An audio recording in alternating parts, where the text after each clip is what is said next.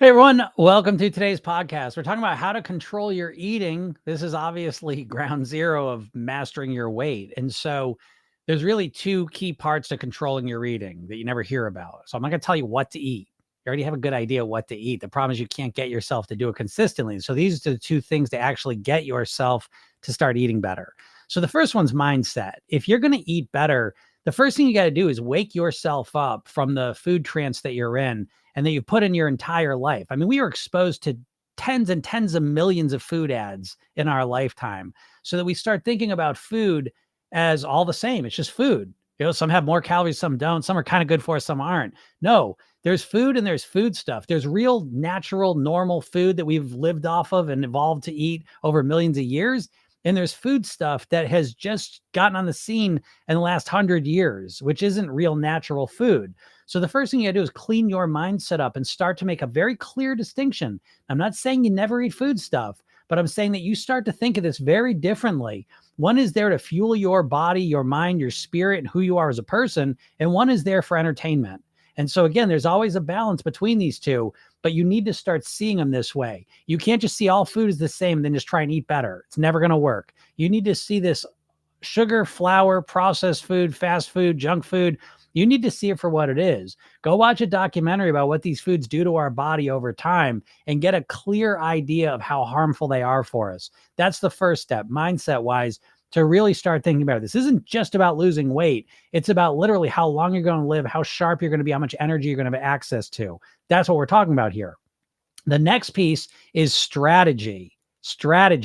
And this is the Achilles heel of every dieter, because dieters are using zero strategy. They're using one tactic, which is willpower. They're trying to force themselves to follow a certain eating plan.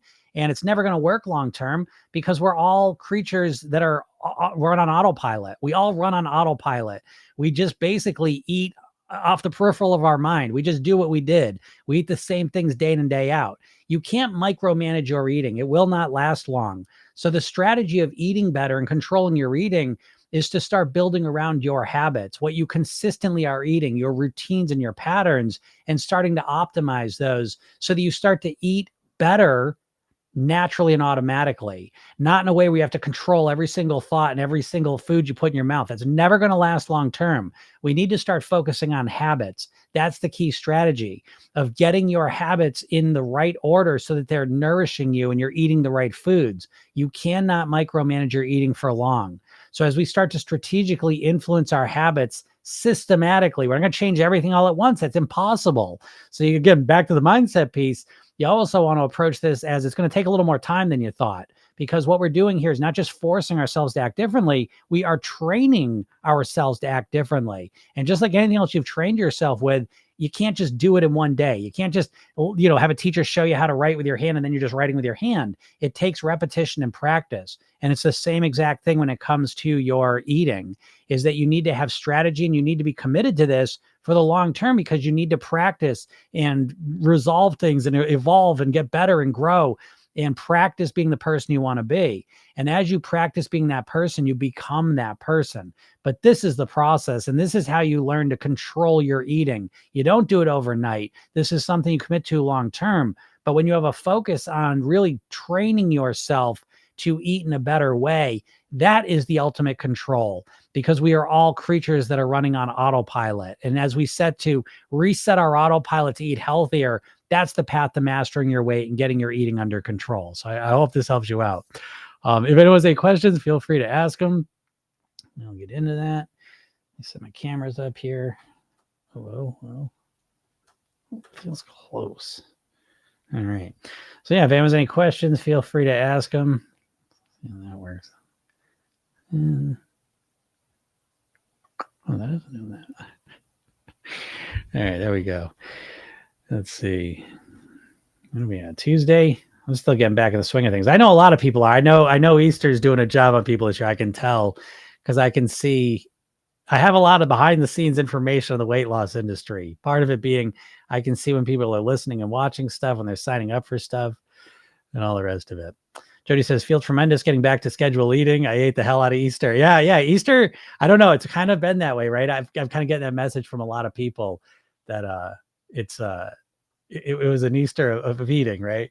And that can happen. That's just what happens sometimes, is that, you know, we have different eating patterns, different eating years, all the rest of it. So it's always about paying attention to these patterns, though. And holidays are another one of these patterns. But yeah, same with me. As I get back on my track here, I had a lot of sugar out of nowhere on Easter, which is kind of weird. But yeah, even getting back out of my normal routine, it just feels nice, you know. And so I hear you, Jody. I'm in the same boat as well.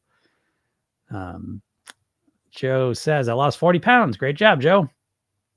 Yeah, Astra's happy to get back too, right? Yeah, it feels nice.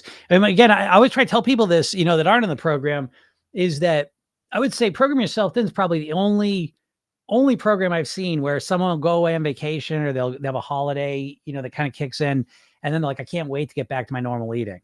And it's like, I just want that to sink in for a second, because I want you to reflect and think to yourself, when's the last time I was ever on a diet, got off track with it, vacation or holidays, and then it was like, I can't wait to get back on my keto plan that following Monday. I can't wait to get back to my intermittent fasting. I can't wait to get back to my Weight Watchers. Never, you know? And this is part of the point I'm talking about, of really getting control of your eating is just a different paradigm. It's not the control you're thinking. The control you're thinking is an illusion, because the control over your eating that you think about intuitively is willpower. And you're not designed to eat with your willpower. So anyways, yeah, Jody says the anxiety around food was gone. Never ever thought that would be possible. Thank you. You're welcome, Jody. And that's the other side of it too. The other side of that, wanting to get back on track. I always say this to people, this takes a little while to kind of kick in, but eventually where my clients get to is it becomes, you're never going to believe this. You can start to trust yourself, because you can go and eat whatever you're going to eat and enjoy the hell out of it. And that's another piece of the whole puzzle, is that dieters don't enjoy food. You know, if you're on a diet and Easter's coming up, you're dreading it. And then you're still going to eat like shit anyways, most likely. And then you're going to feel guilty about it. Then you're probably not going to get back on track. I don't mean to sound negative, but I mean, we got to call a duck here, right? So, you know, there is the enjoyment, the genuine enjoyment of food, of really, again, there are fun foods, obviously. But the most fun you can get out of food, the most pleasure you can get, is when you eat it at your goal weight, or at least on the way there, when you eat it, when you feel like you have a plan, when you feel like you're under control, you know, as opposed to feeling like you just, you know, trying to, I always say like dieting to me metaphorically, it's kind of like you've got like a beach ball or a ball. I've never been in the water with a ball and you try and hold it underwater. If you try and hold a ball underwater, it's really hard. It always sneaks out, you know, squeezes out. And that's kind of like what dieters feel like, trying to control their eating, right? They're trying to push their cravings down, their desires down, and it doesn't work for very long, you know? So again, building this around our subconscious mind is a much smarter approach, in my opinion, for a lot of reasons. What's up, Sanja? How's it going? Yep, Joe says 40 pounds off and keeping it off. Great job, Joe. Paige says, I love my current plan. I'm so hopeful this time. Focus now on eating, not restricting. Oh, that's great, Paige. That's a great, I love that. I'm going to write that down. I make a video on that one. That's a good one. Focus on eating, not restricting. It's so true, though. What a difference. You know, if you think about it, I don't know, every day I think about it. But that's such an important thing. Because, you know, I always tell people this. If you want to know, you don't have to know a lot about hypnosis, but I'll tell you one thing that's valuable is that you've got a conscious, subconscious mind. Your subconscious mind's actually the part of your mind that's in control. And your subconscious mind doesn't understand negatives. So if I tell you, don't think about a banana, you just thought about a banana. And so every time you go on a diet, basically the whole mindset is not to think about sugar, not to think about fattening foods, not thinking about junk food. And so subconsciously you're obsessing yourself on the exact food you want to eat less of. And it's a very, very sneaky, subtle way to sabotage yourself. So Paige, that's really brilliant, to focus. And again, to love my plan. That's what I'm always looking for. Because if you don't love your plan, I don't know what the point of it all is. I really don't. If you don't love your eating plan, your weight mastery plan, then what's the point? It's just going to be a temporary thing. And so again, I know people are impatient, but you know, if you take the time to create a plan you actually like, I think you end up in a much better place, as you can imagine. Joe says, I ate 2 platters at Easter at my brother's house and enjoyed every single morsel. That's great, Joe. That's what I'm talking about. And program yourself thin. Again, we have the clean eating and pleasure eating. 5 days. It is ideal. It doesn't have to be exact days, but 5 days clean eating, 2 days of pleasure eating. But the pleasure eating is just as important as the clean eating for your weight loss long term. Because what most dieters are doing is they make this deal with themselves that I'll give up the pleasure of the food for the pleasure of the weight loss. And as soon as the pleasure of the weight stops, because they get to their goal weight, they need pleasure somehow. What are you going to do? So yeah. And then at that point, you have no idea how to eat for pleasure. And so you start eating for pleasure, and then you can't stop yourself because you never learned how to eat for pleasure. It's a skill. It's a literal fucking skill at this point. I just want y'all to know. Eating for pleasure is a literal skill you need to develop. And I mean that. You can't trust yourself to eat for pleasure in this modern environment. We're living on the moon, dude. We're living in Mars. It's an alien environment. Think of it that way. And our brains haven't caught up with the environment we're in. And so, we're around all these, literally, I mean, and when I literally mean this, the food is now engineered to be very drug-like, to create drug-like effects on us. And if you don't learn how to manage these new foods, then it's going to be a struggle for you. Now, luckily, we are humans who can evolve ourselves. This is the amazing part. I'm not talking about this a lot. I find this fascinating. Because we know memes as goofy shit. They always goofify the most important stuff. I will let you know this. They did with hypnosis too. But memes was originally an idea by Richard Dawkins, who is a scientist, an evolutionary scientist. And he was looking for a mind equivalent to a gene, right? So he wrote the book called The Selfish Gene. And basically it's the idea that we just exist to pass our genes along, okay? So the genes are physical though, right? You're born with DNA, and it's relatively fixed, although they're finding even that changes way faster than we thought. Would that be genetics? But regardless. So there's a psychological version of that called the meme. And so a meme is a psychological concept that just passes almost like mentally, like I hate to bring this up, right? but kind of like the pandemic, right? That's a physical virus that passes very quickly, replicates very quickly, host to host. And so a meme is a psychological concept like that. And so, anyways, the point of it being that we've evolved to a place now in our reality and our culture where we can evolve faster psychologically than we can physically. And we can evolve very, very quickly psychologically. And this is really what Program Yourself Thin's built around as well. It's putting new memes and ideas into your mind. And we all have had lots of memes dumped into our mind by the food industry. And so the way we think like overweight, unhealthy people. So it's really important that we take control of this process and take control of our mindset and our own memes, how we think about things. That's why I do this, Happy Souls, how can I enroll in your program? What I would suggest is go to the link in my bio, sign up for the hypnosis session, and then watch the video. There's a video, 3 Steps to Master Your Weight. I would watch that because my program's not for everyone, and that's why I have it available at Program Yourself Thin, but I might just take it off of there because it's not for everyone. And so I don't want people getting it if it's not right for them. And it's real obvious to know who it's for. And if you watch the 20-minute video, again, if you can't get to the 20-minute video, it ain't for you. So it's like, I put the 20-minute video up there and I give you a special offer at the end for my people that get through it. And they know it's for them if they get through that video. It's for overthinkers. It's for people that are action oriented, usually perfectionist level, somewhere in that spectrum, action takers, things like that. So it's not just a hypnosis program you just listen to and magical things happen. So, and I know I'm not saying you're that person, but I'm just letting everyone know if you're ever interested in the program.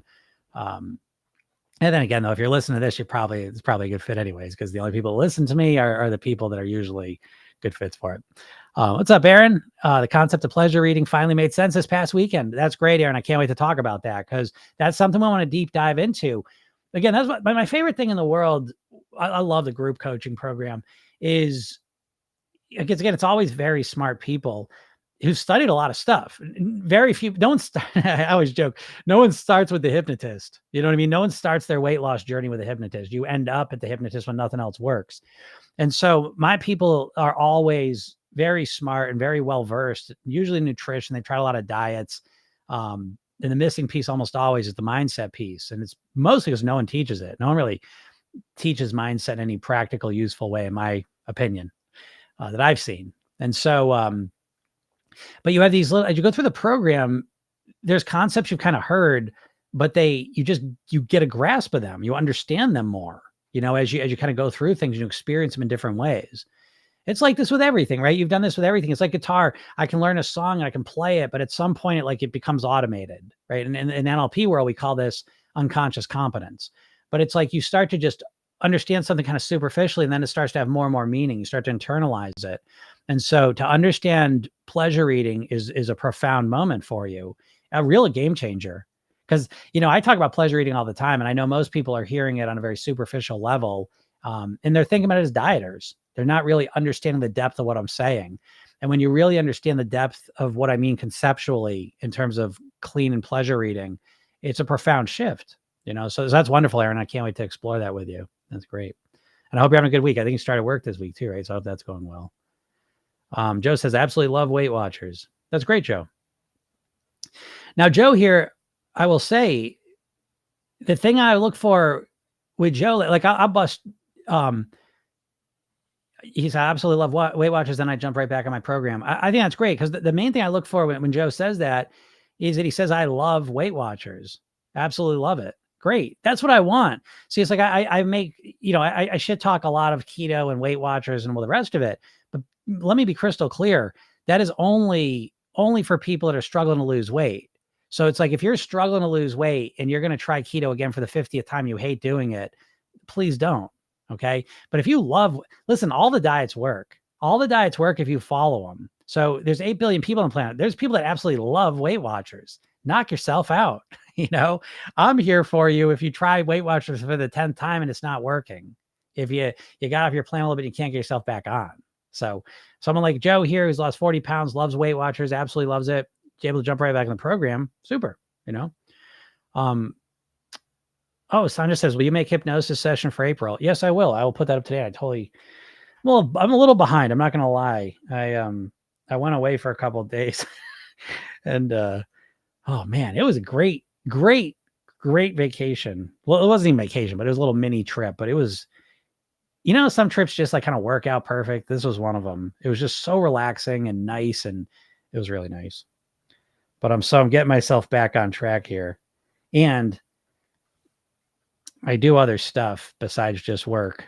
But I mean, I'm on like a nonprofit board, and that's a lot of work. And that's kind of been a lot of stuff. Who gives a shit? Let's just talk about weight. Joe says, what I say is Weight Watchers design the wheel. All we have to do is ride the bike. Yeah, that's great. I mean, Joe keep talking. There's like, the more people talk about Weight Watchers, the more I'll start busting chops with it. But again, I'm always happy if something works for someone. But that being said, here we go. The opposite of that is, if you're listening to this and like, geez, I try Weight Watchers, it hasn't really worked for me, let me try it again. Well, listen, Weight Watchers doesn't work for the vast majority of people, and so if it works for you, super duper. But if it doesn't work for you, stop trying to fit a square peg in a round hole. Weight Watchers, is basically just, it's counting points in a unique way. You know what I mean? Like if you've tried it 50 times and it hasn't worked, it's not going to work for the 51st time. They're not teaching anything new there. All right. Erica said, just did 4 days travel, balanced vacation eating with healthy food, and lost weight instead of gaining. Erica, congratulations. That's wonderful. It's exciting when you do that, isn't it? It really unlocks the doors when you can have a holiday or vacation mode or travel mode, and you can stay somewhat on track, and then you lose weight. It's amazing. I get you. So great job, Erica. That's wonderful. Let's see. Oops.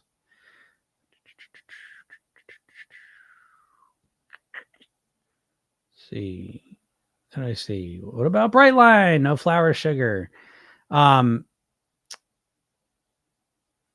I'm going to get the Brightline. So I see Joe say, we have to want it to work. Yeah. And thank you, Joe. I knew something would come up that would, point out the difference between what I'm talking about and what Weight Watchers and every other diet's talking about.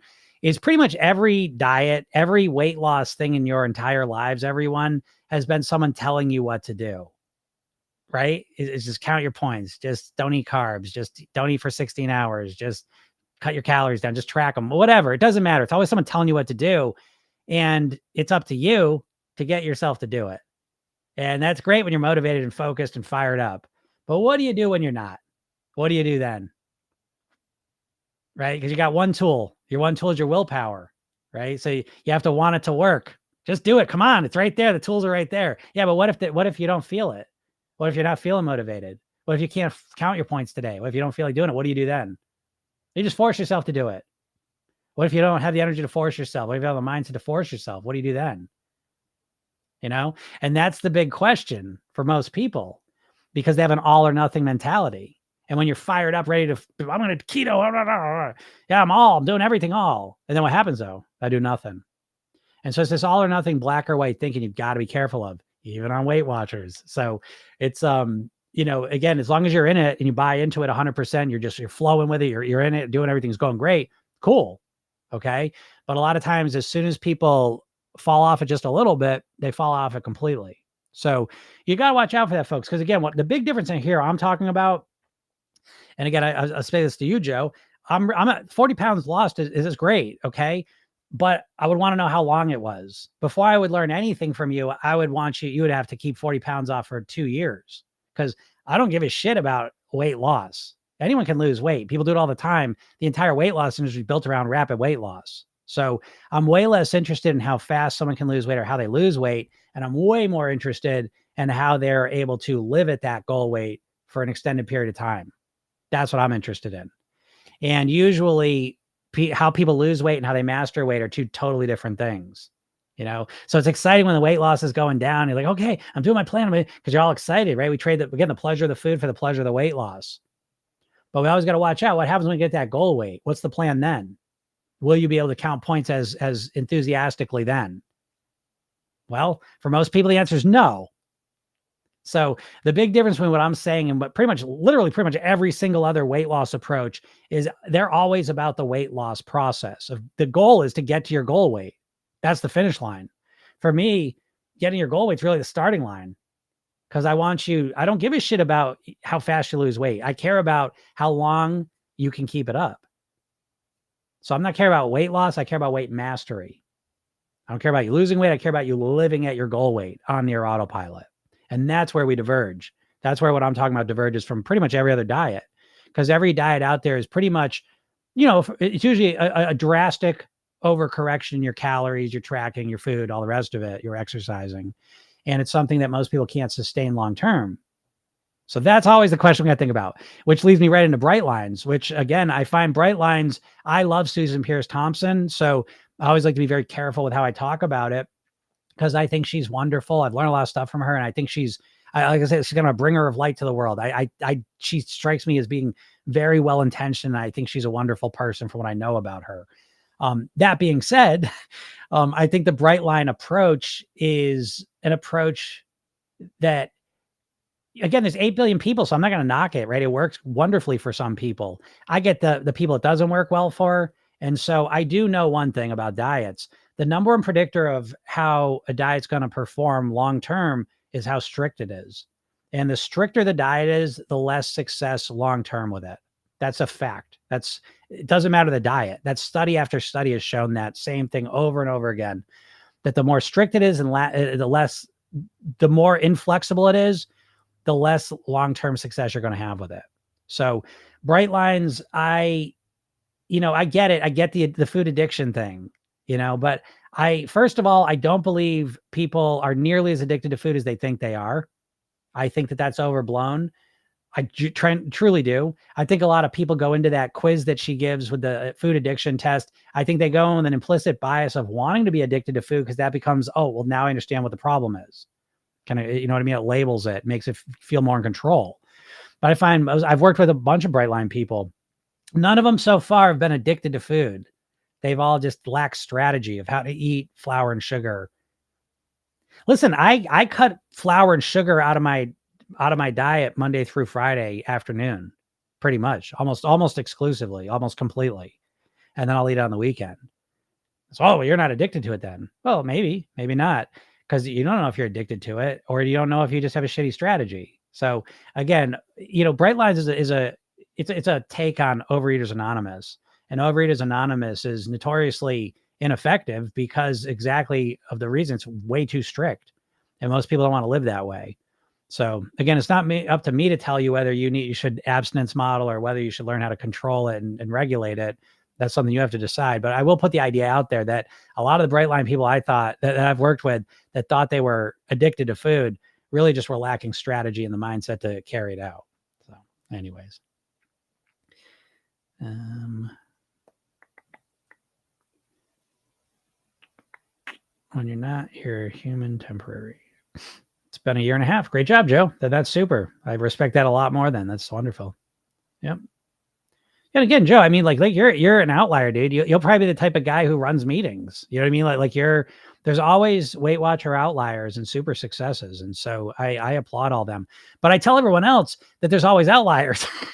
Like, I always joke about this. I got this I'm doing a new webinar, and it's so funny. I got a picture of my mom took me at the beach, but it's like, I'm what a lot of the muscle guys call skinny fat, and that I'm not fat, but I'm not like, I don't lift a lot of weights. So I'm not like well-defined. I don't have like a really, really low body fat percentage. I'm not like ripped up, I'm fine with I'm happy with what I am. And I think I'm happy with it all, but they would say that. And so my point is this, that a lot of times we say, okay, now I want to get in good shape, where we like look at these outlier people, like I'll give you an example, like Beachbody type coaches. Those are outliers. You know what I mean? Like they're super fixated on working out and looking that way and all the rest of it. I'm not judging it. I'm just saying, like, I've tried following people like that in the past and it's never worked for me. And part of it is that it's an incongruent goal set. It's incongruent. I'm not them. So always watch who you're learning from, because I think a lot of times people are learning from people that they're not congruent with, they're not resonating with. So, if you're 150 pounds overweight and your goal person that you're learning how to eat from and exercise from is, a fitness model, do you know what I mean? Like it's not, I'm not saying all the time, but a lot of times how they're wired and what's important to them, their value system and all the rest of it, and yours are just worlds apart. And I don't know. There's a bit of that. And it's not, we got to make sure whatever we're following resonates with who we are as a person. If that makes sense. But for Joe, Weight Watchers, is what I mean? Like that, it's that's that. We all know this, right? There's always people that whatever they're doing, it's really resonating. And that's what I'm always trying to help people do is like, now I usually find that in order for people to do that, to come up with a plan that they're really, really excited about, it's got to be based around them. And I find that to be rare. So again, there are rare people that do keto and like, holy shit, this is amazing. I feel absolutely incredible. I love living this way. This is amazing. I love intermittent fasting. I love Weight Watchers. I love doing this. Great. But understand that you may not be built like that. And if you're not, you don't have to keep trying to force yourself to be that way. Build around yourself, figure out what works for you, what excites you, what makes you happy. And if you do that, you end up in a much better place, in terms of your weight loss. Kathy says, Atkinson, Weight Watchers, keto, intermittent fasting, Ozempic, it's exhausting. I get it, Kathy.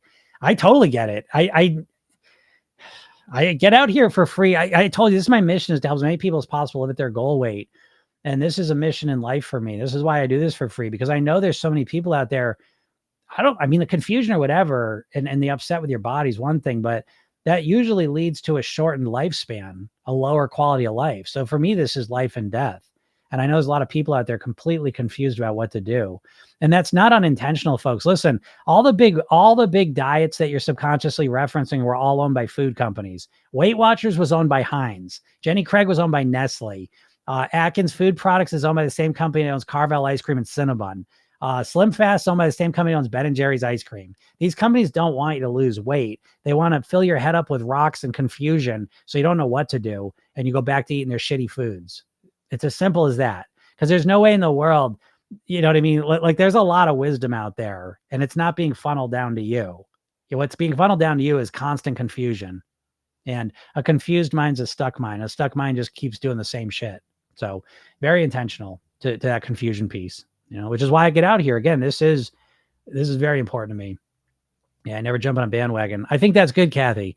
Again, I think, we look at the different programs and we can learn from them, but we don't have to just do the program exactly the way they say. Never. There's a million ways to lose weight, folks. All right. Yeah, hypnosis makes more sense. Hypnosis definitely makes more sense. Why is it so hard to? Joe said that's so funny. They asked me if I'd be interested in meetings. I'm sure, Joe. And I mean this genuinely, Joe. Like I bust Weight Watchers chops all the time. But for you, I think it's a perfect fit. Like this is how it is. When you find something that's a great fit, that's lucky for you. But folks, again, if you've tried Weight Watchers 50 times, it's not going to work. It's not going to work for you because it's, listen, Joe goes into Weight Watchers and all of a sudden it's the right stuff, the right thing at the right time for him. Okay. And great. You've tried it. It's probably just not going to work because I can tell you like what you're missing is mindset. Do you know what I mean? And so for Joe, it sounds like his mindset was wonderful and he's just missing some strategies, a couple tactics. He's off to the races. But most people are lacking mindset, and Weight Watchers is not going to give that to you. Okay. That's why. So Dina says, why is it so hard to? I'm going to say, assuming it meant why is it so hard to lose weight? It's not hard to lose weight. It's not. It's hard to change your behaviors. Okay. That's what's hard. And, you think it's hard to lose weight because you think, oh, I love these foods and it's hard to stop eating them. And that's how it shows up. And I'm not saying that's not a little part of it, but the way bigger part is it's hard to change your behavior. So losing weight is kind of like if you woke up tomorrow and said, from now on, I'm going to use my left hand to brush my teeth. I'm going to use my left hand to use my phone, use my left hand to use my computer mouse. And you would find very quickly that all of a sudden it takes a lot of energy to do that. And it's frustrating. And changing your eating is the exact same thing. It uses a lot of energy to change what you do automatically because your eating is all pretty much on autopilot, folks. You're not consciously making food choices all day. I promise you. You're eating on autopilot, So that's why it's hard is you don't know how to change your subconscious mind, which is running all your automated behaviors, which someone says, how does your program work? That's how it works, by reprogramming your subconscious mind. Your subconscious mind. Think about this. When you brush your teeth, you don't even think about it. You just do it. Right? You remember to do it when you do it, and you do it just on autopilot. When you use your computer mouse, you don't think about how you're doing, you just do it because you've gained unconscious competence. Your subconscious mind is running that behavior for you. You've learned it. When you first learned it, it took a lot of energy to learn it. And then eventually you're just able to do it on autopilot. That's what your eating's like. That's what your lifestyle's like. And that's what you need to change to lose the weight though. And so what you're trying to do as a dieter is you're trying to consciously micromanage every little food decision you make. And it doesn't work for long. It's overwhelming. It's frustrating. You get annoyed. It's been a couple weeks now, but I started using my left hand for my mouse because I was getting shoulder issues with this. So I started using my left hand. It's fucking irritating. It's annoying because I have to think about it. And when I still even now, when I real work I got to do, I go back to my right hand because using my left hand takes more mental energy. This stuff's fast. I'm not going into the detail. Listen, if you guys want to know this stuff, go to my bio, click the link at the hypnosis session, watch the video I made for you. I explain all of this in a system. It's 20 minutes, I'll explain it to you. But the way that my program works is there's really kind of two main things, is that there's two steps to mastering your weight. You need to know what to do, and you need to know how to get yourself to do it. You don't know either one of these right now. If you're not successfully losing weight, you don't know these two things. You think you know what to do and you don't, because what you know to do is really just what? Stop eating carbs, stop eating sugar, eat 1,200 calories. It's some vague ass tactic. I'm talking about strategy that's built around you. And so to learn what to do and program yourself, then we follow the weight mastery pyramid: mindset, lifestyle, eating. And there's weight mastery blueprints that go through your mindset, your lifestyle, and your eating. And all there is what? I know this number. I don't know why these numbers, 17 categories total. There's 6 categories in mindset, 8 lifestyle habits, and 3 phases of eating. And so I said, oh my God, 17 things. Look at this shit. It just points out, it points out the glaring obviousness that most people have no granular understanding of how to influence their weight. You got willpower and a diet plan. But the 6 categories of mindset are motivation. You know how to motivate yourself? No. Your self-image. Do you know how to influence your identity and your self-image? Probably not. Habits. Do you know how to neuroscientifically, strategically impact your habits so they start working for you instead of against you? Emotions. Do you know how to feel the emotions you want, not feel, and deal with the emotions you don't want to feel without using food?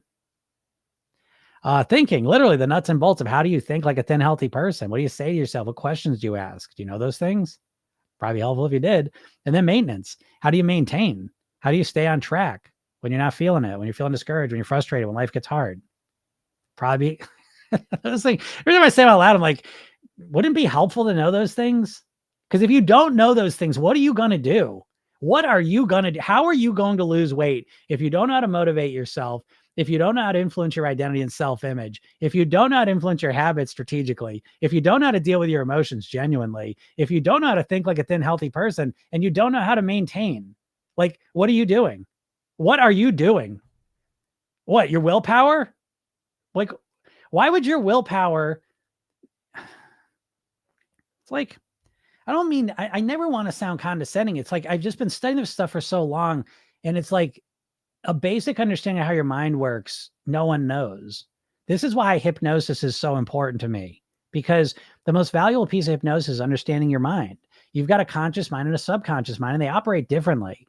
Your conscious mind is your prefrontal cortex, and it's the part of you that knows why you should lose weight, knows what you should do to lose weight, tries to get you to lose weight. That's where your willpower is. And your subconscious mind runs all your habitual thoughts, feelings, and behaviors. And every time you try and lose weight, what you're trying to do is you're trying to have your conscious mind take over and run everything. Metaphorically, you can think of your mind like a cruise ship, where the crew is like your subconscious mind and the captain is like your conscious mind. And metaphorically, every time you go on a diet, it's like the captain saying, you know what? I don't like how you guys are working. You're all fired. I'm doing everything now. And now the captain's trying to run the whole ship himself. Okay. And it's like, it's just never going to work. And that's what you keep trying to do. Does this not explain your experience that you're able to do your new eating for a couple of days, a couple of weeks, sometimes a couple of months, and you always revert back to what you normally do? So yeah, understanding how to program your subconscious mind, to me, is the only way I know of to change your weight long-term. Now you say, well, Jim, how do people that lose weight that don't use hypnosis do it? I mean, there are ways to do it, but it seems like it's a lot of luck. To be honest, because I've spent the last 30 years speaking with people who have successfully lost weight and kept it off. And a lot of them did not use any hypnosis. Okay.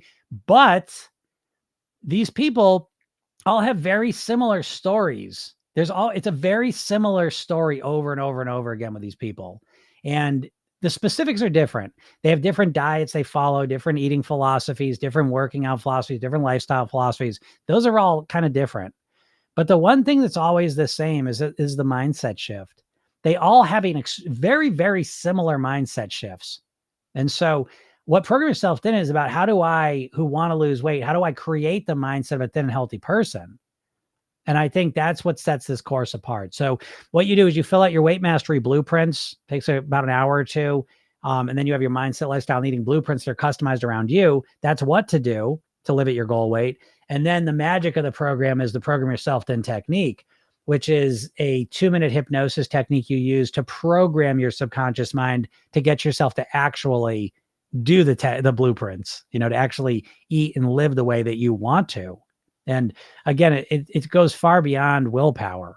It programs your subconscious mind to think, live, and eat like the person you want to be. We program them subconsciously. So in a nutshell, that's how it works. Daily Dim Joe. What's up, Don? Okay, says, I think I eat emotionally. I'm weak in the evenings.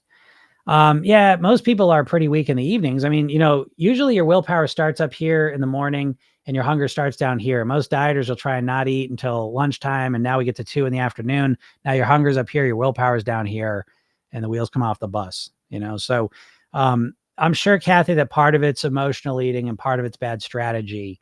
You're probably not eating enough to nourish yourself during the day. And then, yeah, there's probably some emotional eating going on at night as well. I used to be so disciplined for most of my life. After my husband died, I kind of got off track. Well, I'm sorry to hear that, Kathy. Yes. And this is what happens is that a lot of times, people that have, I get 2 types of people, usually. Well, there's 3 types. There's the person who's been overweight their whole life, the person who's relatively newly overweight, or the person who lives within 5-10 pounds of their goal weight for as long as they can remember, but will never let themselves get to their goal. These are my type A type of people. And yeah, there's a lot of them in the program too, So anyways, but I get it, Kathy. And it's tough when we have a lot of times when I was thin and then all of a sudden something happened, I put the weight on. It could be something big and emotional, like what you went through. It could be a change of life hormonally, menopause, things like that, health issues. So Yeah, the good news is you have discipline to draw upon and role model. You've got that identity in yourself. Yeah, I think you're right. I think it's the emotional piece that at night is probably when you're experiencing the negative emotions of your husband passing most intensely, and you don't know how to deal with that in a genuine way. And so the easiest way to deal with is with the food. You're not alone. I mean, folks, listen, we live in a society where we've been conditioned to use food as our main emotional management strategy. So most people don't have a genuine way to deal with their emotions, and they rely on food to do it. And obviously that leads to weight issues. So yeah, a lot of people emotional. I always say this, that emotional eating is everyone. If you're overweight, you got an emotional eating issue, kind of technically, because if you didn't emotionally eat, you would just eat to nourish your body, and then you'd be at your natural weight. So again, everyone's an emotional eater to some degree in this culture. It's normal and natural. So yeah, how do you deal with that though?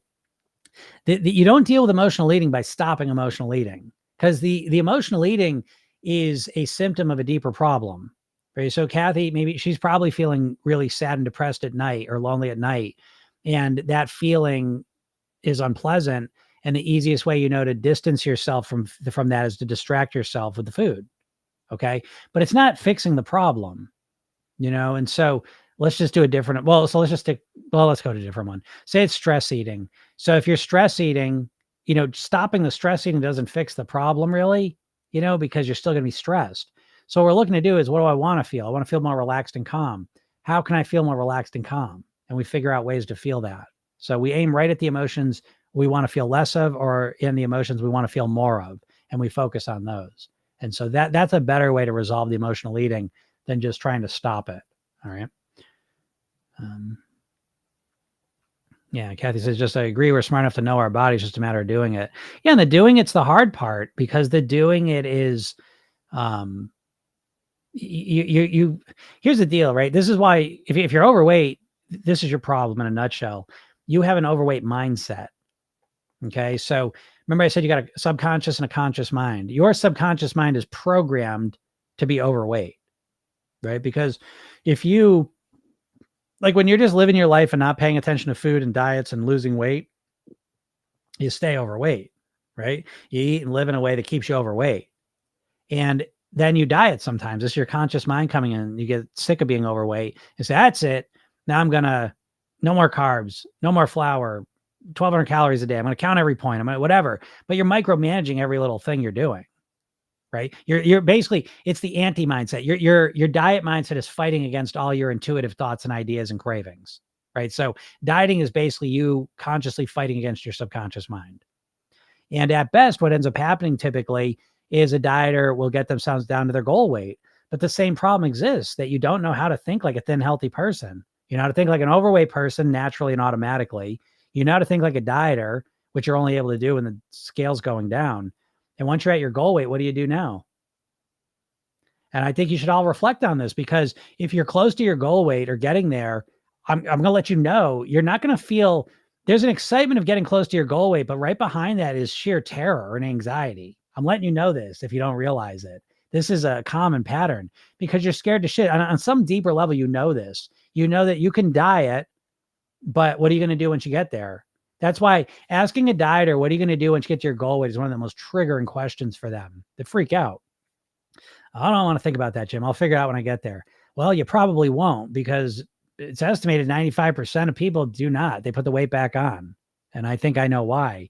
I think it's because, again, your natural automatic mindset is that of an overweight person. So you keep going back to it. So until you learn how to think like a thin, healthy person that acts like a thin, healthy person on autopilot, I don't know how you would master your weight long term. It's the only way I know about, What's up, Girl Million? Good morning to you. Kathy says, wish we can just push a button in our brains. I know. I was a track and cross country coach and was always fit. I seem to make more excuses for myself now. Again, Kathy, I get that, but see, yeah, I already know you, Kathy, because I know, I see track and cross country coach, and now I know. I bet your weight, I bet you're within 15 pounds of your goal weight, even with this trouble. And I see this happen all the time with clients, where it drives them crazy, because a lot of these people are like type A people, perfectionists, successful in most areas of their lives, and the weight is like a struggle for them. right? And I said, I don't get it. And I know what this is. And it goes right back to what I was just saying, that they're subconsciously, they're nervous about getting to their goal weight because they feel at least they're in control dieting, right? As long as they're dieting, they still got weight to lose. I'm still in a diet mindset. I can do that. I think what worries them is once they get to their goal weight, I get this all the time. I say 20-30% of my clients are joining. They're like within 10 pounds of their goal weight. You'd see them like, why are you in a weight loss program? And it drives them crazy because they can't even talk about it with anyone because no one will listen because they look like they're at their goal weight already, but they don't realize the mental torture these people are going through day in and day out. They're constantly thinking about their weight, their calories, all the rest of it. So I love working with those people because it's just a reorientation of stop thinking about losing weight and start focusing on living at my goal weight forever. That shift is so profound, folks. The losing weight, you don't understand subconsciously how harmful it is because you're obsessed with weight loss. I know you watching this right now, all you say to yourself, your main mantra is, I just want to lose the weight. I just want to lose the weight. I just want to lose the weight. I just want to lose the weight. Right. But every time you say that, you're reinforcing your identity as being an overweight person. You think of yourself as an overweight person. And so we always live up or down to our self-image. And until you change that self-image to that of a thin, healthy person, it's just always a struggle. You're always fighting against yourself. So, but for you, Kathy, again, I think, I don't think it's so much the excuses for yourself now. I think that there's a genuine emotional issue that you have to deal with now, considering your situation. And I think once you get some peace from that, you'll realize that you won't be making many excuses.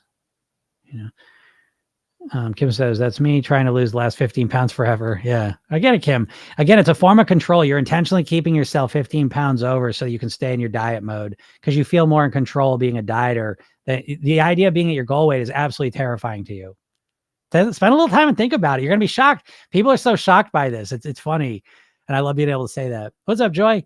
I love being able to tell them that because, again, I know the people that are within 15 pounds of their weight forever are, man, they really are, like, in some ways my ideal because they are some of the biggest overthinkers possible. Like, you're obsessively thinking about food and weight and calories and all of it. And you're right there. And you're in control because the weight you never go like 30 pounds overweight. It always stays at kind of the same range. So you're absolutely in control, but subconsciously you want to be at that weight because it makes you feel like, okay, well, I'm still in diet mode and that's where I'm in control. So again, it's a shift into wanting to be the mindset of a thin, healthy person. I don't know if that makes sense. Zook says, I struggle with dinner and preparing meals for me different from my family and how they want to eat. That's legit. That's a legit challenge for sure. Hey, listen, I always say this too, that we all have our own challenges. I'm not diminishing them in any way. We have to recognize what our real challenges are. That's a real one. So we look at it though, and that goes, in Program Yourself Thin, the way we approach things is not changing everything all at once. It's focusing on your worst eating habit. So for you, Zooks, that would probably be the main thing I would start focusing on. How do I eat the way that I want to during dinner when I got this family, situation going on where I'm making them the foods and all the rest of it? And right now you have no strategies for it. You got willpower, but you don't have any real strategies. And so, as you start to focus on it and develop strategies that are comfortable, that really work for you to eat exactly the way that you want to for dinner, in a couple of weeks, you're only 2-3 strategies away. I'll tell you that.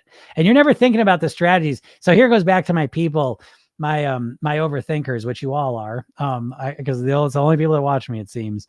But if you're an overthinker, what you don't realize is you're constantly overthinking the problem. You're always, even Zooks, I can read your mind through this phone. And you're always saying, what's wrong with me? Why can't I just eat right at dinner? Why can't I just skip their food? Why can't I just control my eating when I'm eating? Why can't I just lose weight? Why can't I do this? And all you overthinkers are obsessively thinking about the problem. And I get it. You're trying to figure it out. And you think on the other side of figuring it out is this magical pot of gold where it fixes everything. But that's not what happens. Because how long you've been obsessively trying to diagnose and analyze your weight. It doesn't work that way. Because what you don't realize is that obsessively focusing on the problem of your weight is literally hypnosis. It just reinforces it. When you ask the question, why do I keep overeating? You're imagining overeating, right? When I say words, it creates a psychological impact. Specifically, if I say, why do I keep overeating? Right? So if I ask myself, why do I keep overeating? I think about, my mind instantly goes back to last Thursday when I overeat Italian food at an Italian restaurant I went to. So when you say, why do I keep overeating? Your brain imagines a food, says something to yourself, you imagine eating it. You have a very specific image in your mind, an idea in your mind, different than mine or anyone else's. So what's happening is every time you think, why do I keep overeating? You're lighting up the neural pathways of overeating that specific food, and you're reinforcing that behavior. So the alternative is to say, how can I eat exactly the way that I want to? How can I eat in a controlled, comfortable way that's almost just happens on autopilot? See, you can create new neural pathways in your mind just by using your imagination. Remember, I was saying goofy things that the world makes goofy, and I was saying hypnosis. Now I can't remember the other thing that I said that about. What was that about? The world makes the most powerful things seem goofy and marginalizes them. But anyways, I can't remember what it was, but imagination's another one, right? Imagination's for kids. It's Disney World. It's playtime. It's fantasy. No. Imagination's the number one way to program your mind. It's like you could imagine a penguin wearing a top hat, right? Maybe you've never thought of that in your life, but you just imagined it. You literally just created neural connections that weren't there before.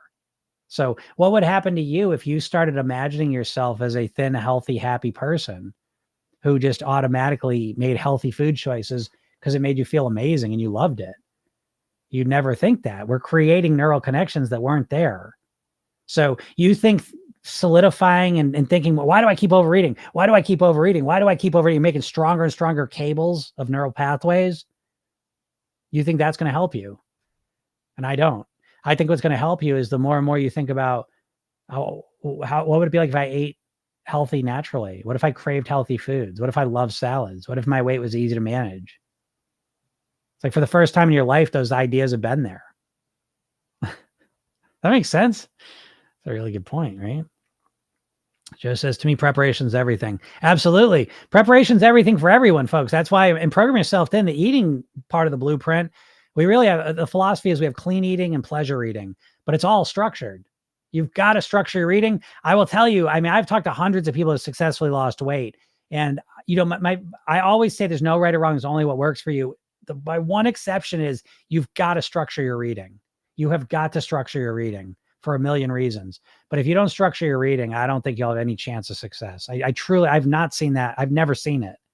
And I could explain all the reasons why, but I think you're totally right, Joe. I think preparation, the logistics of getting the food, the having the food, knowing what you're going to eat most of the time, it's crucial. Crucial. So I think that's true. Toasted bagel and cream cheese. How's it going? Does perfectionism sabotage weight loss? Yeah, absolutely. Absolutely. Because you can't be perfect. So you failed right from the start, and I see it all the time with perfectionists. It's, let me put it in a different context too. It's like, if you think about race, like running race, like a sprint, right? You watch the Olympics, right? You see a sprint. A sprint is a perfection race, right? Because it's like, if you're running a sprint, you have to be absolutely perfect to win it, as opposed to like a marathon. If you're running a marathon, you have a little bit of leeway. You could trip a little bit and still make up for it. Okay. But a sprint, you have to be absolutely perfect. And so perfectionists are thinking about weight loss about like a sprint, like it's got to be absolutely perfect. And if you're running a sprint, you trip a little bit, it's catastrophic. Any little mistake in a sprint is catastrophic. It's gone, you've lost. Okay. And so when you're a perfectionist, that's how you're experiencing weight loss. You're experiencing like a sprinter does. And so any little mistake you make with your eating feels catastrophic. It feels like you totally blew it. Now that's not true. What's actually the blowing it is what you do right after you make the mistake. Right? I always say, right? They say in politics, it's not the crime, it's the cover up. And it's the same with weight loss. It's not the binge, it's what you do afterwards. So perfectionists experience any little mistakes as catastrophic ones, and then it blows them off course. So yeah, you can't be perfect with your eating. Now, on a long enough time scale, you're never going to be perfect. I always say that the main skill of mastering your weight is the ability to get back on track quickly, not to be perfect. Because you just can't be perfect. But every diet is built around being perfect for as long as you can. Most people approach diets like it's an endurance test. Let me see how long I can be perfect for. And then as soon as the mistake comes, you're blown off track. So you have no ability to weather the imperfections and mistakes. Most people. That's why in Program Yourself Thin, the core of the program is the program yourself then technique. And the program yourself then technique is two techniques, really. It's the redo technique and the rehearsal technique. And the redo technique, we look at the day and we redo anything we weren't happy with. And so what that does is it allows you to look at food mistakes and be fine with it because you're learning and growing and evolving from it. You're coming up with better strategies. You're practicing being the person you want to be within the context you experience it. And it takes a lot of the pressure off the mistakes. The mistakes are not the problem. It's what the mistakes trigger you to do next. And what they trigger you to do usually, if you're a dieter, is they trigger you to overeat or just, oh, fuck it. I can't do this. So yeah, perfectionism absolutely sabotages weight loss. Runners, a lot of them develop eating disorders. Yeah, right. Yeah, you're welcome, Kathy. I'm glad it was helpful for you. Maj says, my TDE calculator says my calorie deficit should be 1081. Is that okay? I'm fairly short. Yeah, when you're shorter, it's a bit more of a challenge. But yeah, so listen, I will say this, the calorie calculators are just guesstimates. All right. Please understand that. I always want people to understand that, because talk about like, sabotaging yourself with expectations. That calorie calculator is one of the worst things, because it shows you the graph, just a straight line down, weight loss. That is rarely the way it goes, folks. It just rarely is. If you got 5 pounds to lose, maybe, but if you got more than 25 pounds to lose, your weight loss typically isn't going to just look like this. It's going to look kind of like that.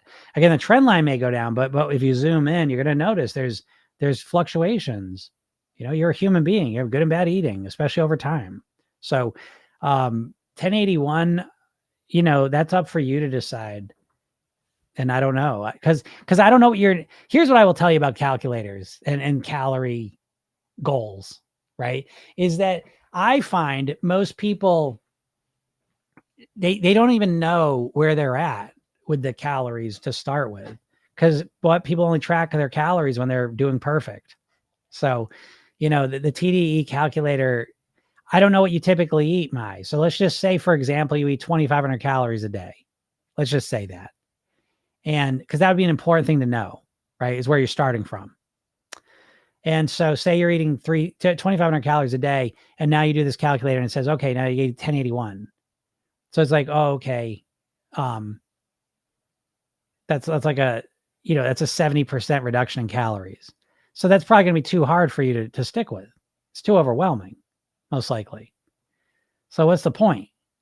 So again, I'd rather start with where you're at and cut 500 calories, 20%.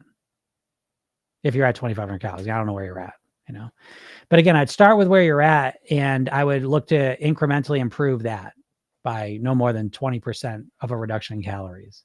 Hope that makes sense. I know the way I'm talking about this is out of left field, so it may or may not make sense to people, because I know he's like, oh, my calculator said this. Calorie calculators, if calorie calculators work the way that you thought they did, weight loss would be a lot easier. Okay. But I'm telling you, weight loss, especially in the short term, is inconsistent and unpredictable. And if you don't believe me, tough shit. You have fun. Let me know what happens with your weight loss, Sue has, I have 7 pounds to lose yet. Well, I'll tell you a little mind hack, Sue. I would stop, and I'll tell this to all of you, I would stop framing your weight loss goal in terms of how much weight you want to lose, and I would start framing it in terms of how much you want to weigh.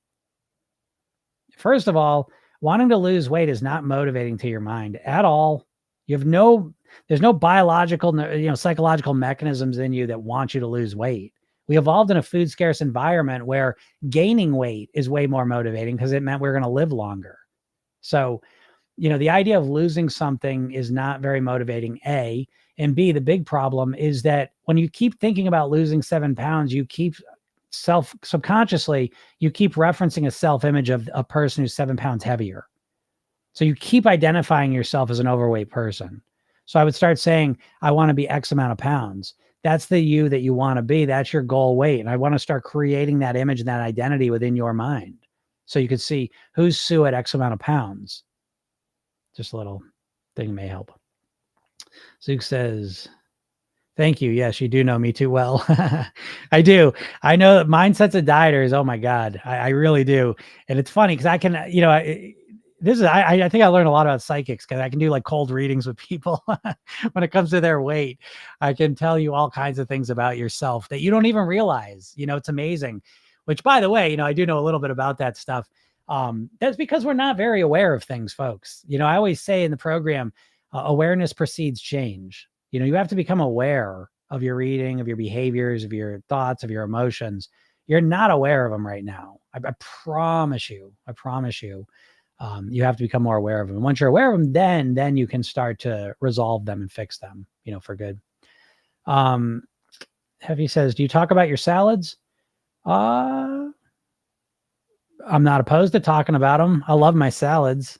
You can all see that. I mean, I put up on my bio or on my, whatever you call it, I don't know what it's called, the page with all the videos that I make. You can pin some of them. I always pin the salad one. People like that one a lot. The salads are amazing. I think the salads are great. And I made a video on this, Ozempic, which I can't believe I'm going to talk about Ozempic yet today, but, yeah, Ozempic, I went through my own Ozempic thing, I feel like 5-6 years ago. And, it's a funny way I'm going to get sued. I'm going to be very careful. I'm going to talk about this. But okay, what's Ozempic do? Ozempic increases your GLP-1 hormone production. Okay, and GLP-1 hormone is something that your gut produces, and it triggers your body. Says, "Oh, we got enough food. We're satisfied," and it slows down absorption of food. So, there's a natural way to increase that, and you'll never guess what it is. It's eating more fiber, primarily. That's the big one. And I started eating a lot more fiber 5-6 years ago. And a lot of that came in the form of my daily salads. I eat salads Monday through, it used to be Monday through Friday. Now I eat a Monday through Thursday. Same amount of salad, but I just compressed it to 4 days instead of 5. And when I added, I added a lot more fiber into my diet. And it was absolutely incredible because it quieted my food noise. It gave me more control over my appetite. It helped me make better food choices. Now, I'd already lost the weight, so my weight, didn't change much, but that was a very dramatic thing. And I'm very glad that Ozempic came out. So I never understood why. I used to always say it was the fiber, but now I have a deeper understanding that probably increased my GLP-1 hormone and helped me feel way more satisfied. So anyways, yeah, I think the salads are absolutely incredible. And I love my salads. I think about it all the time. I literally do. The fact that I eat so much, I put so much good stuff into my body every week is a real feather in my cap. I'm very proud of myself for that. And it's very ego gratifying, very good for my self-image. I love it. So yeah, I think salads are absolutely wonderful and I love them. Joe says, when you're trying to be perfect, you can never be happy. I agree, Joe. I agree with that. None of us can be perfect, especially over a long enough time scale. So there is no perfection. That's why I'm programming myself then, though. We knock that shit right out, because I will tell you, you trying to be perfect with your eating is probably the best way to mess up your eating. I literally mean that. I think the fastest way to eat sugar is to say you're never eating sugar again. It's a paradoxical intention, and it happens because of the way your mind works. So as soon as you think, I'm never going to eat sugar again, your brain starts flashing through all the favorite sugar forms you have. Because you never think, I'm going to eat sugar, folks, by the way. You think, I'm going to have a cookie. I want to have a cookie. I want to have some ice cream. You always think of it in context of how you consume it. But yeah, trying to be perfect is probably the worst thing you can do, which is why diets are out there to fuck you guys up. Diets are out there to keep you guys fat and overweight and unhappy. And that's that. You could never ever convince me that's not the case. I think that's why the big companies own the diets and push it out there, because they love it. They're wolves in sheep's clothing, these diets. The diets are the worst. If I wanted to create, that diet is what I would create if I owned a big food company and I wanted to trick you. The diets are messed up from pillar to post. They're just, everything's wrong about them. And if you don't believe that, let's go at it. You argue your diet with me. I say this all the time too, by the way. Go ahead. You tell me your diet that's great. Tell me your diet that's great, that you think you're going to lose weight with. Tell me your superior diet. I'd love to hear it. And this is the crazy world to me. Because when you think to yourself how obsessed you are with weight loss and diets and food and how long you've been at this, and you realize, wow, I couldn't argue with them about any of it. There's no fucking diet I know of that's any good. That's why you ain't losing weight, because you don't want to do any of the things. You think you have to diet to lose weight, and you don't want to diet. So, you're in a pickle now. So this is why I get here trying to give you a different approach. That it's a mindset. Not dieting. It's not dieting. God, dieting. It's dieting's the biggest conspiracy. You know, I swear, the food's the biggest conspiracy in my more than money. Yeah, I don't get into that, but food, the food conspiracy is big, big, big, big. But the diet conspiracy is right there too. It's up with the cigarettes. You know, the cigarettes were sitting on all that science, how damaging they were. Same thing with the food. Anyways, I got off track there, but Kathy likes the analogy of the sprinter. Yeah, it's a good one, right? It's good to see things in different ways. How often should you weigh yourself? Well, I mean, it's always up to each person, but and I know a lot of people can't stand the scale because it's in control of you. But if you're going to use a scale, you should weigh yourself every day. There's nothing worse than weighing yourself once a week. Weighing yourself once a week is literally one of the cruelest things I can think of to do to yourself. And it's just goofy. Oh, I'm going to obsess with my weight. I'm going to turn into an obsession. It's already a fucking obsession. Okay. Let's make it a healthy obsession. I'm obsessed with my weight. I'm obsessed with my eating. I'm obsessed with being healthy and happy. No, but being obsessed with your weight's bad. You're fucking obsessed with your weight constantly. You're obsessed with food. That's why you can't change your weight. So we're all obsessed with something. So I'd rather be obsessed with things that I want to be obsessed with. What's up, Heather? What's going on? On vacation, I overdid it and I felt yuck this AM. Redoing rehearse and feeling great today. That's Heather. Again, that's a gift. Our mess ups are really genuinely. That's one of the mantras in the program is that mistakes are your greatest teachers, and I genuinely mean that. They really are. You know. But yeah, weigh yourself every day. If you're going to use this scale, if you're not going to use the scale, fine, but don't weigh yourself at all. Then, okay, don't weigh yourself once a week unless you like being miserable and unhappy and stressed out. Great job though, Heather. That's great. Yeah, Maya says it makes sense. Thank you for your input. You're welcome. You're good. So you said that's a good point. Yep. I forget what point it was, but I make so many good points, don't I? I try to be humble, but it's like, I don't know. And because I'm not a genius. I'm not like this. I'm not this person saying I'm the smartest guy in the world. Like I don't think that. I just think that I'm a weird dude who went down a weird path that's led me to a lot of weird realizations that are really outside the norm, but really, really helpful to hear once you hear them. Because again, I know you're all just spinning your fucking wheels. I mean, all you do is think about your weight and food and losing weight. And that's all you think about, but nothing's happening. How's that possible? You're way too smart. You're not a fucking idiot. I'm here to tell you, you're not an idiot. You don't lack willpower. You're not broken. You're not addicted to food. You've never learned how to lose weight. Now, listen, you're not alone, right? So I said, I'll tell you something I'm doing personally. It's similar is I just found this program. It's on YouTube. The guy made 32 videos. He calls it Absolutely Understanding Guitar. I've been playing guitar for 30 years. I've taken a couple lessons. I ain't really stuck with anything. So I kind of just self-learned and I'm decent. I'm okay. You know, I've gotten a lot better over the last 8 years, I would say, because I had a big mental breakthrough. But anyways, he's explaining the guitar and he goes, listen, the problem with guitar is they always teach it in the wrong order. And so all of a sudden he's teaching it and he's like, he starts off with, this may not mean anything to you. He goes, listen, the guitar is just a dumb machine. He goes, it's like a typewriter. He goes, music's like language. And he goes, the typewriter is just a machine that types out the language. I was like, oh my God, what a paradigm shift. It changed everything. So he's doing for me what I'm trying to do for you with the weight. Because I've been thinking about guitar for 30 years. I'm like, it's just not making sense. I don't get it. I don't understand. I don't know what they're doing. And I'm like, I'm looking at it and it's just like a mystery. So much of it. Yeah, I can learn songs. I know it, but the actual music piece of it, I'm like, I don't get a lot of it. Why? I don't know. What's wrong with me? Because I'm missing the outer frames of it. You know, I'm missing the outer context of how to think about it appropriately. And he's fixing a lot of that for me. And that's what I'm trying to do for you. Because you have no fucking clue what you're doing. You've been trying to lose weight for decades and you want to lose 50 pounds. You don't know how to lose 5 pounds. You don't know how to change your behavior. You don't know what to do. You're flummoxed. You're lost. I know this. So again, I try to get out here and show you most of the solution is not in me telling you what to eat or not to eat. Most of the solution is changing how you think about things on a bigger level to look at this whole thing differently. So anyways, what about looking at the scale every day? Yeah, I like looking at the scale every day. So he says, don't do it. But, listen, don't do it because you're scared of the scale. And you're scared of the scale. You're not scared of the scale, folks. You're scared of the fact that you don't know how to change your weight. And the scale just reveals that. You're not scared to look at your speedometer of your car, are you?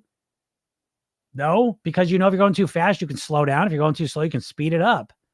You're terrified of the scale because you don't know what you're doing. You don't know how to set yourself up to live your goal weight forever. And diets, ironically, at this point, you associate pain to losing weight because you've lost weight and you put it back on. So now at this point, you can't even get yourself to start a plan because your brain says it's failure. It's failure no matter what. Why do this? It's ultimate failure. Even if we lose the weight, we're going to put it back on. And that's why you can't get yourself started. So you don't weigh yourself. Again, I'm not saying use the scale. If you don't care about weight, you don't care about that, you want to use other measurements, great. But if you want to lose weight, why wouldn't you use the scale? Oh, because it absolutely throws me off track. Yeah, because you have no ability to manage your emotions. You've never learned how to manage your emotions. Don't you think you better learn? Because if you're so terrified to step on the scale, if you have that much bottled up emotion about your weight, how the fuck are you ever going to succeed with this? I don't get that. I like using the scale primarily. Yeah, I like it as a measuring tool. But the thing I like the most about the scale is it helps bring up all the bullshit emotions in you so we can deal with them and resolve them. Because I don't know how you're going to get to the goal you want. Because first of all, let's take a step back. Your goal is a fucking bullshit. What's your goal? I want to lose 50 pounds. That's your goal. That's your goal. That's such a weak, impotent goal. It means nothing to your subconscious mind. I just made a video on this. If you want to know how little that goal of losing 50 pounds means to your subconscious mind, set your scale to kilograms, step on it, and notice how that number means nothing to you. That's how little your weight loss of 50 goals means to your subconscious. It means nothing. We've evolved in an environment where weight loss doesn't mean anything. No one in history was trying to lose fucking weight. Do you understand? So weight loss is an extrinsic goal. It means nothing to you. So how do you get yourself motivated? You got to make it more meaningful. I suggest you start looking at it as life and death, because your weight is probably what you're putting in your body consistently. How you're living your life is probably going to be the main thing that influences how long you're alive for and your quality of life during those years. So we need to make this more important. And once you start making it more important, once you start say, holy shit, I've got to get this under control. I want to live as long as I can. I want to be as healthy as I can be. I want to be the person I want to be. I want to achieve the independence and the success and the happiness I want to achieve in life. I've got to get this under control. Fuck wearing a bathing suit to the beach. I want to live as long as I can. I want to be around for my kids, my partner, my family, my friends. I want to suck every little juice of life I can get out of this. And I need to nourish myself and take care of this machine if I'm going to do that. Okay, so say you absorb that idea and now weight loss becomes very, very important. I've got to get my weight under control because I want to be the healthiest, happiest, longest living version of myself. So now how do you feel with the scale? So you're scared about the scale because your motivation is just superficial. Your motivation's superficial, by the way, because the only thing that's motivating you is we want to look better. This is another part of the diet conspiracy. If they put in your head, every fucking diet ad you've seen millions of them, is that every weight loss ad's before and after picture. So you now subconsciously think about weight loss motivation as wanting to look better. It's an extrinsic motivator and it's not enough motivation for you.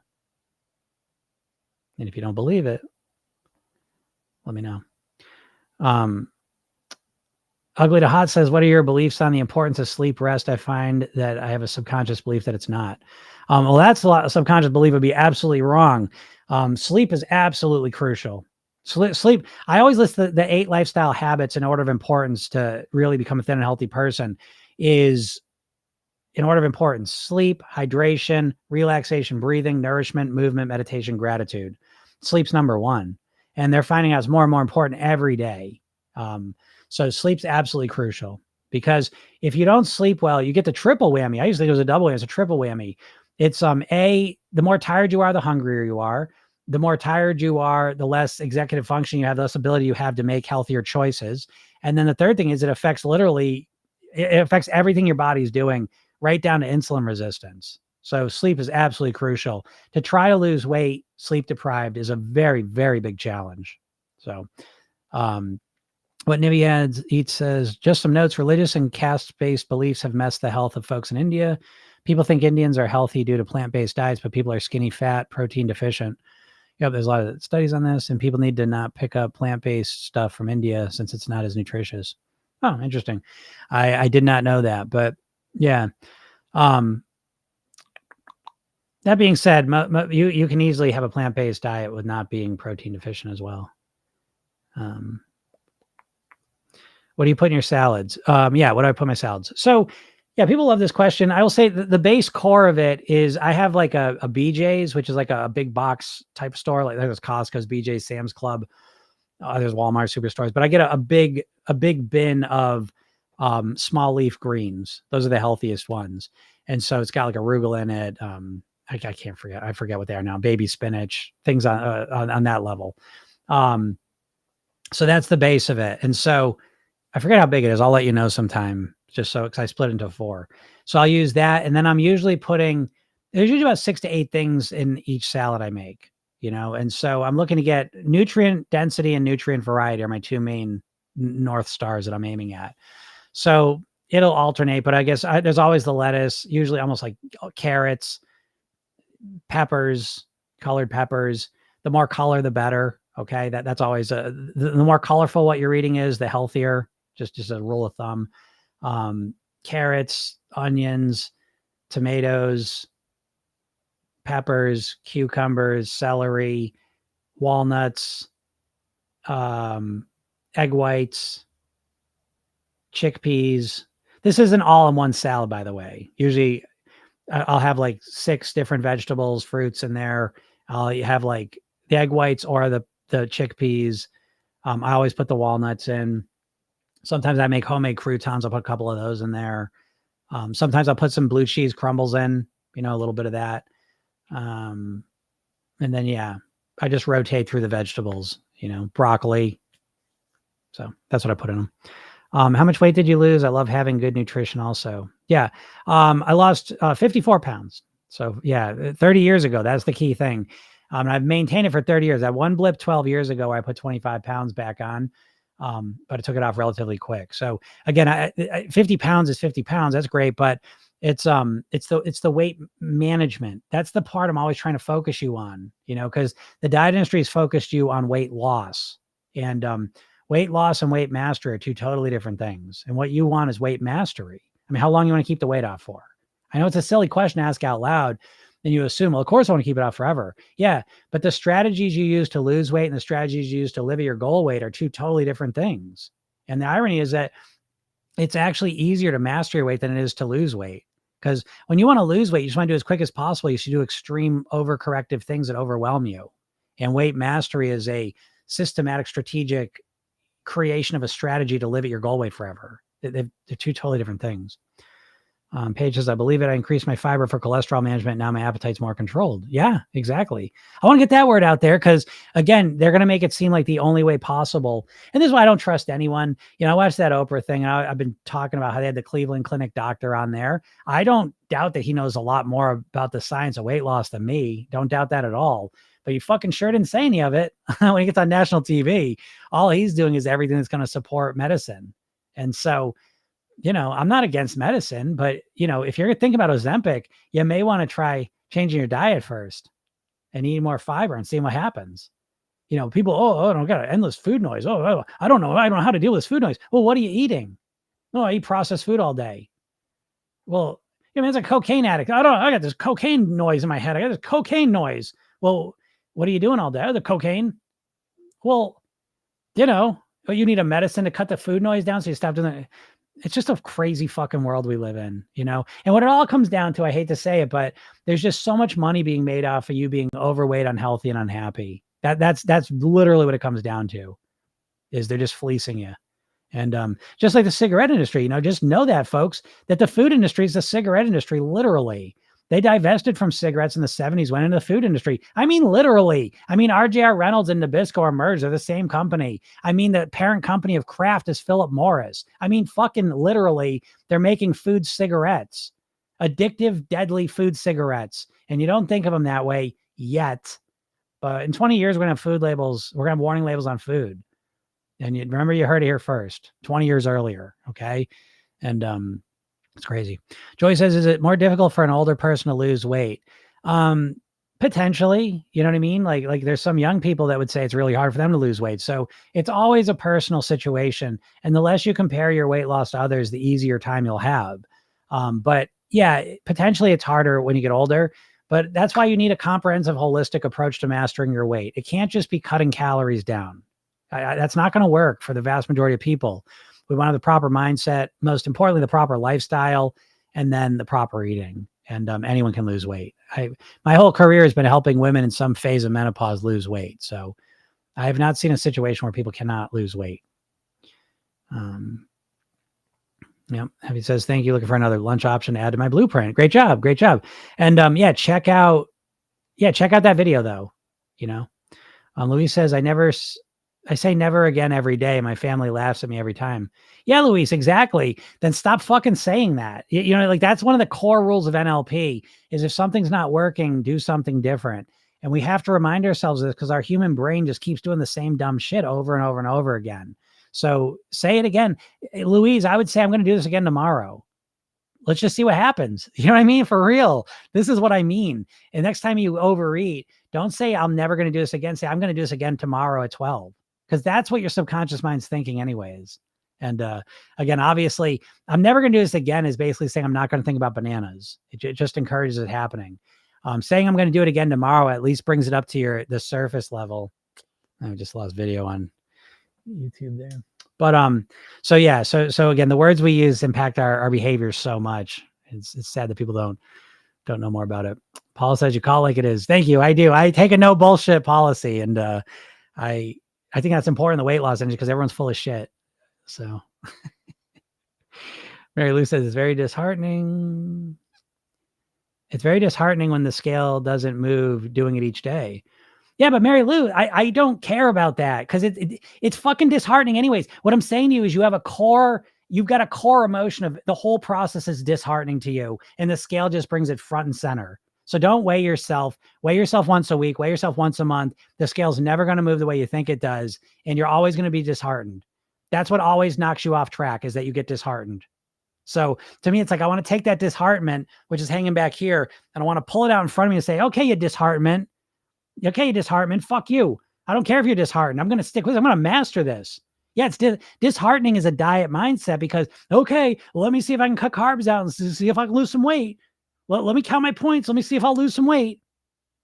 No, I'm going to master my weight. I'm going to live at X amount of pounds. I'm going to master my mindset, my lifestyle, my eating. I don't give a shit how long it takes. I'm going to master these pieces.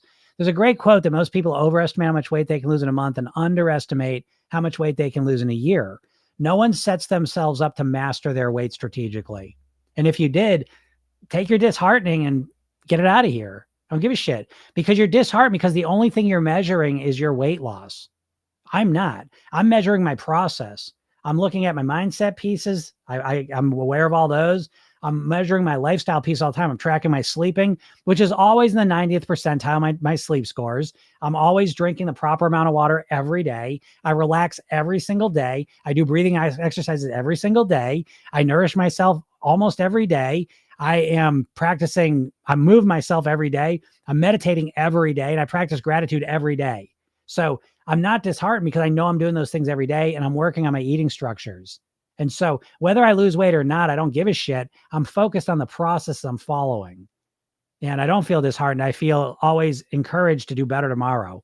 And I use the reader rehearsal technique to learn from what worked and what didn't, and then optimize and do better tomorrow. So again, I'm thankful you said that, Mary Lou. I'm not picking on you because you're articulating what a lot of people feel. And this is exactly why I'm saying I'm not afraid of the scale. I'm not disheartened by the scale because I'm in control of the fucking scale. Do you understand, folks? That's what I'm talking about. And you're all walking around like this. If you're afraid of the scale, it's a bully, and you're just, oh man, no, I don't want to. I'm so scared. I'm just, you know what I mean? I get up. I'm not picking on you, but what I'm saying is you're walking around like a weak, scared person, and that's not acceptable to me. I refuse to let that scale be more powerful than me. Now I know you say, well, yeah, but I don't know how to do that. I get that. I understand that. But not weighing yourself is not fixing. That's taking a different route to school because you're scared of the bully. Some point you got to stand up to the bully, right? It's the fucking same story in every movie, every show ever. You got to stand up to the bully. Because why? Because if you don't, you're always that weak person inside. And that's what I think most dieters are. I genuinely mean this. You're not connected to a fraction of your resources that you've got available in you. And it's exactly for reasons like that, because you're scared. You're fucking scared, and you're scared of failure, and you're worried that you're not gonna be able to do it. And it's all this fear and sadness and worry and negative emotions in you that are preventing you from getting the results you want. And tell me that's not true. So yeah, fuck that scale. I'm disheartening. I'm Mary Lou. I'm not, this is not personal on you. I'm talking to the scale thing. And it's a whole attitude, because disheartening is one word, one emotion, but there's a bunch of them in there. And it's all that big ball of unresourceful negative emotions. That's the problem. It's not the scale. I promise you. Does counting calories set you up for failure? I think if your whole model is based on tracking calories, I think for the vast majority of people, that's setting you up for failure, because you're not going to be able to do that long term. So I do think tracking calories for a little bit to calibrate what you're estimating and what's reality, I think that's very helpful. But I think tracking calories for the rest of your life is very weird and unnecessary. So again, in Program Yourself, then we structure our eating instead. Now again, it's up for, if you love tracking calories, then you go track calories. Most people I find don't want to do that, me included. And so we use structured eating to avoid having to do that. So that's kind of a quick thing. So he says, I weigh myself every other day. And that's fine too. Every day, whatever. But once a week is horrible, because your body, you're going to notice your weight fluctuates all over the place, first of all. And so I think it's really important to start to understand how your body deals with weight. How do you do it? And I think that once you start to understand how your body loses or gains weight, I think that's a very valuable piece of information. Again, I'm putting into my head the idea of mastery. See, with your weight loss, you guys are very conditional. As long as I'm losing weight, I'll keep doing what I'm doing. But the second I step on the scale and didn't move, forget it. It's not working. I'm not like that. I'm very unconditional. I'm going to master my weight. I'm mastering my weight. I don't give a fuck what the scale says. It's eventually going to say exactly what I want it to say, because I'm going to master my mindset. I'm going to master my lifestyle, and I'm going to master my eating. How could my weight not be mastered if I master those three things? You'll have to let me know, folks. Let me know how you would master your mindset, your lifestyle, and your eating, and you would not master your weight. Let me know, because I don't know how that's possible. Are there benefits to taking protein shakes, or is it just a gimmick? I would never rely on protein shakes, because again, my philosophy is there's always a spectrum. So again, if you're eating, fast food all the time and you shift to protein shakes, that's an improvement. Okay. But I think of like candy and fast food, junk food over here, protein shakes over here, natural, healthy foods over here. So the more natural, the better, for a million reasons. But yeah, protein. So again, everything's relative. So I'm not going to say it's bad. It depends on what you're doing now. But I certainly would not want to end up on protein shakes being my main solution, for sure. Joe says, get excited about your life and you'll achieve anything. Agreed, Joe. Agreed. Which reminds me, Program Yourself, then we take weight loss and wrap it in personal development. We need to make this more meaningful, this process. Just wanting to look better is not enough motivation for you all. You don't care. I'm telling you right now, you don't give a fuck how you look enough to actually make the changes you need to make. I don't know why you wouldn't believe that. I'm not saying you don't want to look better. I'm saying you don't want to look better. That's not enough to get you to actually change your behaviors. You need more meaning, more motivation behind this whole process. And it says, I wish I had more control on my sleep. I'll wake up and overthink listening to your sleep content. Yeah. Well, Heather, yeah, we'll talk about when you get back. We'll talk about that, because that's a prime time, baby. I love, and you got access to the Sleep at Will program. So go listen to that. It's in the bonus section. I believe you have that. And I talk about what to do when you wake up in the middle of the night, because that's prime programming time. All right. So we'll fix that. You will have more control over your sleep. Sleeping is a skill. Yeah, protein's important, folks, but protein, SoCal Jojo is asking about protein. Listen, we don't have to worry about protein. The vast majority of people do not need to worry about protein. And to prove it, when's the last time you got a protein test? When's the last time you went to the doctors and they gave you a protein test? Okay. Don't worry about protein deficiencies. The protein The protein, oh my God. We live in, nothing's what it seems. I hate to sound like a conspiracy headed person, but come on. So, I think we know so much about protein because of the meat industry. It's an enormous, enormous industry. And why we hear about protein as being the most satiating thing. It's not. Fiber is the most satiating thing. You need protein too. Okay. So I'm not saying protein's absolutely satiating. Fiber is the main thing. Fiber is the number one thing cut out of your diet. Fiber doesn't process well. So it's stripped from most processed foods. And I don't think there's a lot of money in fruits and vegetables. So they don't hype up fiber. Fiber is the number one thing missing from your diet for why you're hungry all the time. And protein, I'm a vegetarian, pescatarian, and protein's important, but it's not as important as you think. That's an overhyped thing, in my opinion, because there's a lot of money being made off of selling meat. That's my thoughts. I think everyone's getting plenty of protein. So that's what I think. I'm not a nutritionist or dietitian, though, too. So you can ignore everything I'm saying as well. What about loose weight with extra skin? I get that. That's a real challenge. And what you have to do with that is you got to be strong, and you've got to face the choice. Do I want to be overweight with tighter skin, or do I want to lose the weight and potentially have loose skin? Which one's more important to me? Which one do I want to deal with? And you just got to be honest with yourself, weigh them out and decide. Because a lot of people, that's a subconscious fear in the back of their mind that they're not addressing, and it's sabotaging them. Okay. So yes, some people have extra skin, and you need to decide, is this important enough for you to do, even if you have extra skin? You've got to make a decision, and there's no easy way around it. The only thing I can tell you on top of that is that if you lose weight slowly and strategically, it deals a lot of that as well. But at the very core, you've got to ask yourself the question, which one would I choose? And I can't make that decision for you. You've got to look at it and decide that. Sarah says, I'm really stressed and I had struggle eating well. Any advice? Yeah, again, it's understand that the emotional eating is a symptom of a deeper problem. In this case, it's stress. I'm really stressed and I'd struggle eating well. Okay, so to me, I don't even give a shit about the eating part of it. I care about the stress part, because I'm going to guess, Sarah, that you don't have a lot of strategies to deal with the stress. You don't have a lot of strategies to relax yourself that don't involve food. And if you don't, then you're probably always going to turn to food, because we need stress relief. No one wants to be stressed out all the time. So I think it's really important that it's not about the eating. I'd let the eating go initially, and I would work on coming up with one or two strategies to relax yourself more and deal with the stress. And hopefully that'll move you forward with it.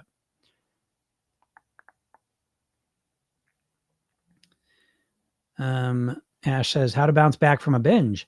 Another great question. And this is something you got to get good at. So you're going to practice it. You're going to binge again. That's the first step, is realizing that wasn't the last binge. You're not going to do it again. You're going to do it again. What I would look at, the bounce back from it would be, I would look back and I would say 5 minutes before I started binging, where was I at? Where was my hunger at? Where was I at emotionally? And what was I kind of thinking and feeling at the moment, And I would want to know what's going on, because there's patterns to your binges, Ash. I'm going to almost guarantee that there's patterns to it. And I want to know what those patterns are, because once I understand what the patterns are, then I can prevent them from happening or deal with the core issue. Okay. And hopefully this kind of makes you feel a little bit better, because binging doesn't feel good. I know it ends and you feel like shit.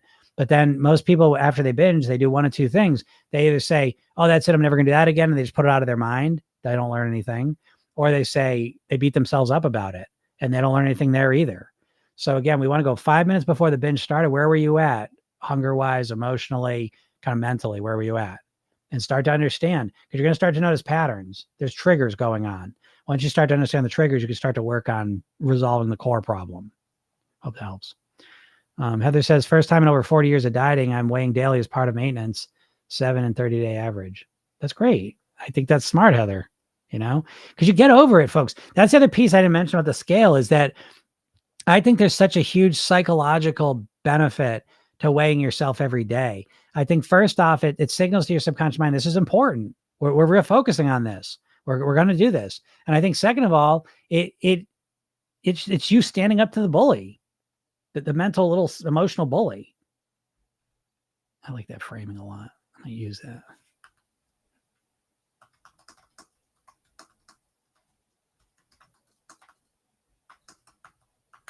But yeah, so every day you stand up, you say, I don't care what the scale says. I don't give a shit if I put weight on or lost. I'm going to keep mastering my weight. Think about that for a second, folks. Imagine if you felt that way. Do you see what I'm saying? Like this is a great way to realize how impotent you've been with this whole process. You have not been bringing your full resources to the fight. You've been bringing a stick to a bazooka fight, because you're so easy, like a dieter, it's so easy to knock them off track. And then they fall off track. Right? Isn't it true? So conditional. So just like, oh, if you feel that way, hey, tough shit. If you don't like it, I mean, what am I going to tell you? Because it's like, if you're that way, you just stop thinking about weight loss, because you're never going to lose weight that way. It's hard. Like it takes effort. Again, I mean, it's a lifetime of dieting. There's always a simple, quick approach that doesn't take any effort. Ozempic, Ozempic takes effort. A lot of effort. Stick that shit in your body. Give yourself a shot every week. Feel nauseous. Still have to control your eating. It's not easy. There's no easy ways. Nothing worthwhile is easy. This is a path to mastery. It takes time, effort, energy, focus. Tough shit. I mean, is it not important to you? I find that too. I find a lot of people that want to lose weight, they don't even value it. But that's all another story. But good job, Heather. Good job. Erica says, healthy way to deal with a weeks-long plateau without drastic measures. Feeling a little stuck because I feel like I'm doing well, but not seeing any changes on the scale. Yeah, Erica, again, when you get into the plateaus, like where you feel like you're doing well and the scale's not moving, again, it becomes a focus on the process. What are you doing? Whatever you've been doing to lose the weight initially, you focus on that and you work on optimizing it, not cutting more calories. Stabilize what you've been doing and optimize it by whatever you've been doing. Make it easier and more enjoyable for you. And then let the plateau go on for a couple more weeks. See if your body readjusts and you start losing weight again, or you don't. And now you can look at what you're doing and make a strategic decision. Where else can I easily cut some calories out? Okay. And that should help you. Mary Lou says, right, I'll tell my scales that tomorrow. Thanks. You're welcome, Mary Lou. Danielle K says, I'm in charge of the number on the scale. Perfectly said. Yeah, right. You are in charge of this. It's like, again, you've been so conditioned to, hold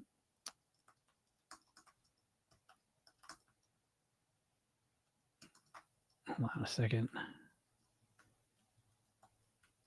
You've been conditioned subconsciously to be very out of control and impotent with your weight.